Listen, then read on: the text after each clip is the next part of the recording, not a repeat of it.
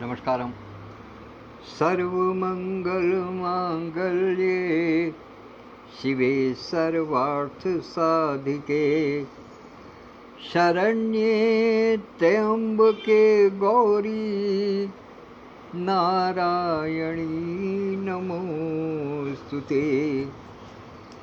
या देवी सर्वभूतेषु विद्यारूपेण संस्थिता नमस्तस्यै नमस्तस्यै नमस्तस्यै नमो नमः। माता भगवती के चरणों में सादर प्रणाम निवेदित करते हुए मैं अपने सभी परिजनों के परिवारों में सुख, स्वास्थ्य और संपन्नता का स्वागत करूंगा। संपन्नता की चाहत रखता हूं और ये बड़े सौभाग्य का विषय है कि इस समय वाचन के प्रारंभ होते ही मेरी प्रिय बहन वर्षा खन्ना दिल्ली से, जिनका शब्द इस माह में दिया जा रहा है, और बहन आभा मेहता यूएसए से इस पटल के साथ में जुड़ गई हैं। इतनी दूरी पर होते हुए भी हम लोग कितना एक दूसरे से जुड़ाव अनुभव करते हैं, ये इसका साक्षात अनुभव है, ये साक्षात नमूना है। दोनों बहनों को सादर प्रणाम निवेदित करते हुए सीधे सीधे आज के शब्द पर आता हूँ। आज का शब्द है आत्म अवलोकन, अर्थात अपने आप को देखना। किसी ने एक बहुत पुराना शेर कहा था, सबको स्मरण होगा, कि खुद ही को कर बुलंद इतना कि हर तकदीर से पहले खुदा बंदे से खुद पूछे, बता तेरी रज़ा क्या है। ये बात तो बिल्कुल ठीक है, लेकिन ये कब संभव है? जबकि हम अपने निजी चरित्र का, निजी व्यक्तित्व का, निजी आचरण का निष्पक्ष रूप से आकलन करेंगे, उसका अवलोकन करेंगे, तभी संभव है। अन्यथा आजकल स्थिति क्या है कि आजकल हम आत्म अवलोकन के स्थान पर अवलोकन करने लगे, और जब हम दूसरे को देखते हैं तो निश्चित रूप से फिर उसके अंदर हमें कमियां ही कमियां नजर आती, हमें दोष दिखाई देने लगते हैं।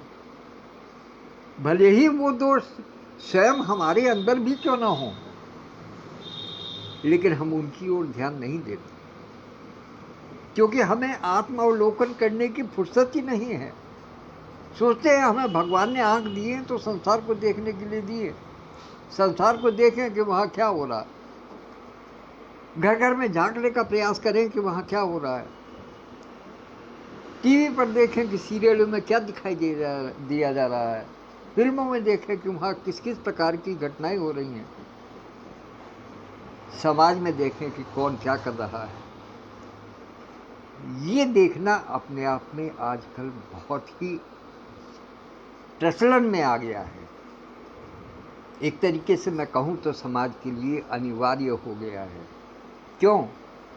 क्योंकि इन सब चीज़ों में लगे रहने के बाद फिर उसको आत्म अवलोकन की फुर्सत ही नहीं मिलती, वो समय ही नहीं पाता कि वो अपने अंदर देख सके।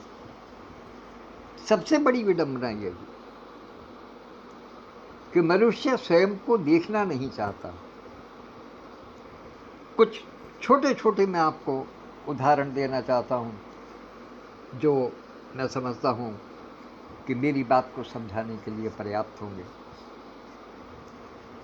हम लोग अक्सर देखते हैं, अक्सर एक शिकायत करते हैं कि बड़े बड़े मंदिर बने हुए हैं, ट्रस्ट बने हुए हैं, वहाँ भीड़ बहुत है और वहाँ पहाड़ों पर भूस्खलन हो जाता है।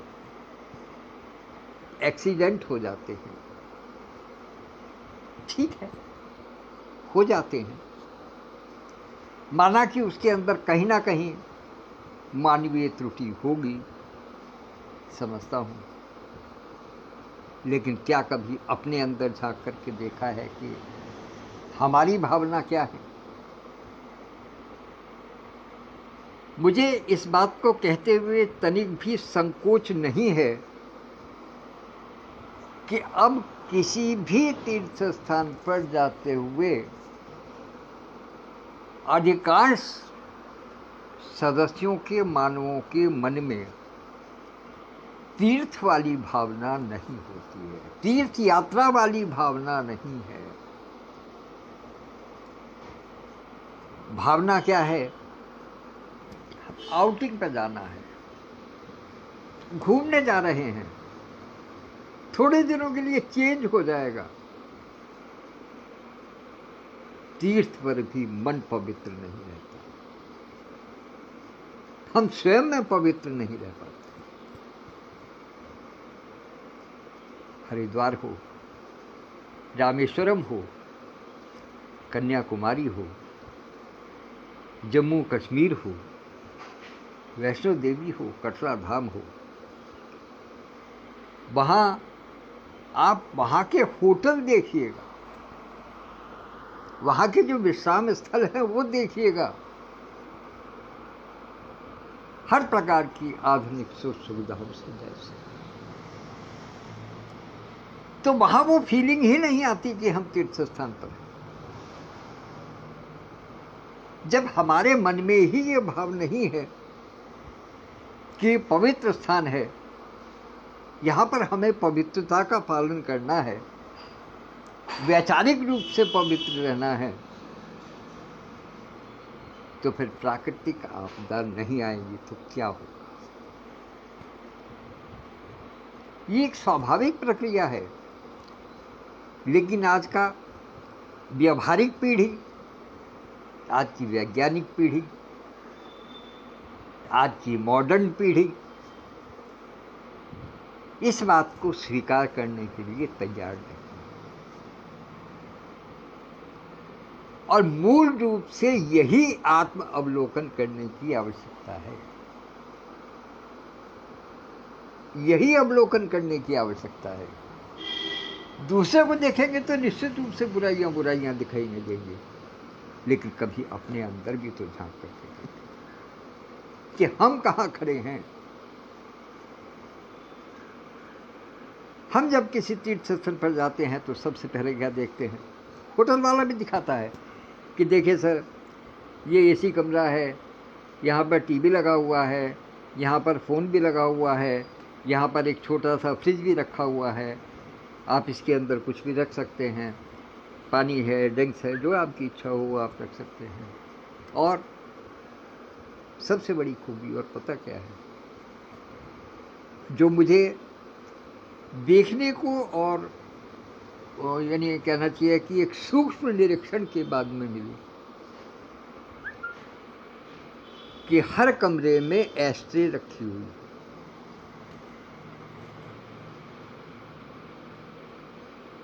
ये क्या वातावरण को दूषित नहीं करती? तीर्थ स्थान जैसा पवित्र वातावरण, जहाँ तन और मन की शुद्धता का आचरण होना चाहिए, तन और मन को शुद्ध रहने की आवश्यकता है, वातावरण को शुद्ध रखने की आवश्यकता है, अपने मन को शुद्ध रखने की आवश्यकता है, वहां भी दूषित करने से बाज नहीं आता। रामेश्वरम जैसे स्थान में मुझे कहना नहीं चाहिए, बड़ी विनम्रता के साथ मैं निवेदन, रामेश्वरम जैसे स्थान में मैं एक बार जब टूर पर गया तो मेरा जिस होटल में रिजर्वेशन था, आरक्षित था मेरे लिए कमरा, वो जानते हैं क्या था? वो हनीमून सूट था। तीर्थ स्थल पर इस प्रकार की जब व्यवस्थाएं होंगी तो मनुष्य का, जो साधारण मनुष्य है, जो कलयुगी मनुष्य है, जो कलयुगी भोजन कर रहा है, फास्ट फूड ले रहा है, उसका मन कहाँ जाएगा? क्या वो इधर उधर भटकाव नहीं होगा उसका?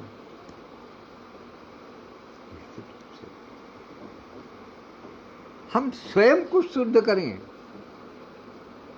कभी आपको ध्यान होगा, एक गीत बजा करता था, अब भी बजता है, माता वैष्णो देवी जाते हुए कहा जाता है कि तुम मत देखो अपने पाँव के छालों को। तो छाले अब पड़ते कहाँ हैं? अब किसके पैर में छाले पड़ रहे हैं? ई रिक्शा, ई बैटरी के वाहन, खच्चर की सुविधा, पालकी की सुविधा, हेलीकॉप्टर की सुविधा, ये सारी सुविधाएं जब वहां पहुंच गई हैं तो किसके पांव में छाले पड़ रहे हैं? फिर किस प्रकार की भावनाएं आपकी शुद्ध होंगी? क्यों? क्योंकि आपके मन में तो क्या है कि हमारे पास 2 दिन की छुट्टी है, वीकेंड है, हमें इसमें ही दर्शन करके लौट आना है।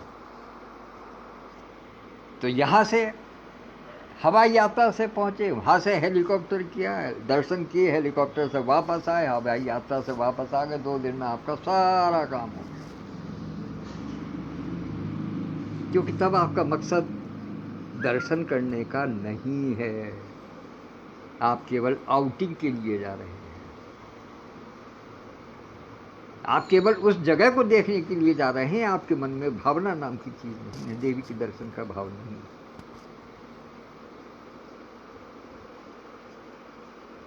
हरिद्वार में जाते हैं, कितनी भीड़ रहती है, वहां भी यही स्थिति है। लोग बाग वहां जाकर के गंगा में स्नान तक नहीं करते, बहुत से ऐसे भी, गंगा जल का आचमन तक नहीं, क्योंकि उनके मन में तीर्थ स्थान वाला भाव नहीं। तो ये आत्म अवलोकन की आवश्यकता है कि हम स्वयं क्या कर रहे हैं, हमारी भावनाएं क्या हैं। और ये तो मैंने आपको वो बात बताई जो कि बाहर निकलने की है। हम अपने घर में कितना अवलोकन कर रहे हैं अपने आप का। हम जब अपने परिजनों से वार्तालाप करते हैं, उनसे जब हम बातचीत करते हैं, उनसे जब हम व्यवहार करते हैं, तो उस समय किस किस प्रकार के भाव होते हैं। तब फिर केवल एक बात कह करके छोड़ देते हैं कि मूढ़े मूढ़े मतिर भिन्ना, कि हर व्यक्ति की अपनी अपनी सोच है। लेकिन क्या कभी अपने अंदर झांक करके देखा कि हमारे अपने अंतर मन में सामंजस्य की कितनी क्षमता है? हम कितनी एक रूपता में जीने की आदी हैं? हम कितना स्वयं को एडजस्ट कर सकते हैं?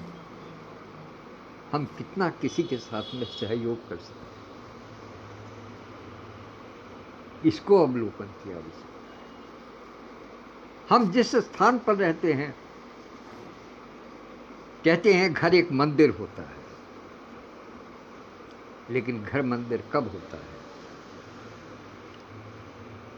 जब उसमें रहने वाला हर व्यक्ति एडजस्टिंग नेचर का हो, सामंजस्य स्थापित करके रहता हो।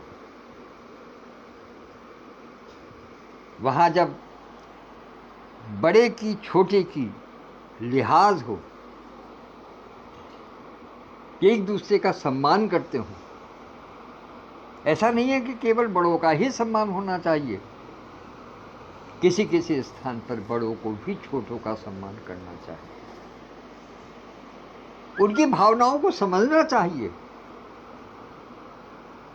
ये थोड़ा ही है कि केवल छोटों का ही कर्तव्य है कि वो बड़ों का सम्मान करें। बड़ों का भी ये कर्तव्य है कि वे छोटों की भावनाओं को समझें और उनकी भावनाओं का, उनकी बातों का सम्मान करें। हाँ, ये बात सही है कि जिस दिन वो कहीं गलत राह पर चलते हों तो उनको सीख देने का काम भी बड़ों का ही है। ये हमें अपने मन की तराजू पर रख करके तोलना होगा कि क्या सही है और क्या गलत है। केवल इस लिहाज से टोकना किसी को आवश्यक नहीं है, चाहे वो अपने घर का बच्चा हो, पड़ोसी का तो खैर कोई प्रश्न ही नहीं उठता। अपने घर के बच्चों को भी केवल ये सोच करके टोकना आवश्यक नहीं है कि ये हमारा धर्म है कि इनको टोकना है। एक बहुत छोटी सी, इसको आप राजनीतिक टिप्पणी मान सकते हैं, कि अर्थ ये नहीं है कि विपक्ष का काम केवल हर बात का विरोध करना है। छोटों की बात जो अच्छी हो उसको स्वीकार कीजिएगा, जो गलत हो उसके लिए उन्हें समझाइएगा। आउटराइटली ये ना कह दीजिएगा कि नहीं ये बिल्कुल गलत है, ये नहीं। उनको बताइएगा कि ये किस बिंदु पर आकर के किस लिए गलत हो सकता है, ताकि वो अपने निर्णय पर पुनर्विचार कर सके। उस गांठ को खोल करके रखिएगा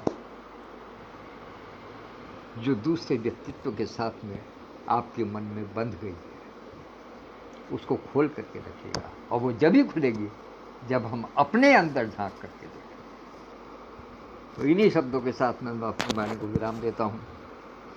कहने को तो इसमें बहुत कुछ कहा जा सकता है, क्योंकि जब तक हम स्वयं को नहीं सुधारेंगे तो कम से कम अपना तो भला नहीं होना है। किसी का हो या ना हो नहीं कह सकते, लेकिन अपना भला नहीं होना है। और अपना भला हर व्यक्ति चाहता है, अपना लाभ हर व्यक्ति चाहता है। इसलिए एक सूत्री कार्यक्रम ये है कि स्वयं में झांक करके देखें, अपने गिरेबान में झांक करके देखें कि हमारे मन में क्या है। हमारे मन में ईश्वर का वास है या हमारे मन में कुत्सित भावनाओं का वास है। बस इतना ध्यान रखें। इन्हीं शब्दों के साथ मैं अपनी वाणी को विराम देता हूँ।